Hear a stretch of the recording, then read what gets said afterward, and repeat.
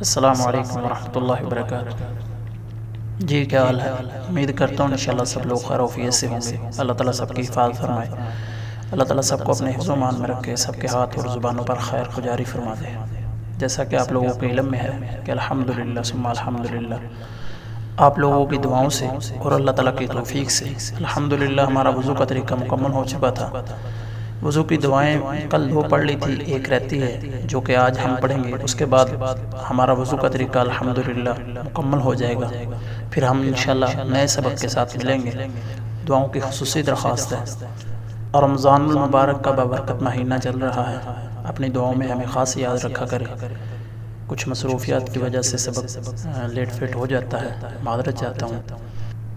تو چلے آئیں تاخیر کیے بغیر ہم اپنے سبق کی طرف چلتے ہیں۔ آج ہم پڑھیں گے وضو کے بعد کی تیسری دعا، جو آپ صلی اللہ علیہ وسلم سے ثابت ہے۔ سبحانک اللہم وبحمدک اشہد ان لا الہ الا انت استغفرک واتوب الیک اشہد ان محمدا عبدک ورسولک۔ پاک ہے اے اللہ تو اپنی حمد کے ساتھ میں گواہی دیتا ہوں کہ آپ کے علاوہ کوئی معبود برحق نہیں۔ آپ سے معافی مانگتا ہوں اور آپ سے توبہ کرتا ہوں، اور میں گواہی دیتا ہوں کہ محمد صلی اللہ علیہ وسلم آپ کے بندے اور آپ کے رسول ہیں۔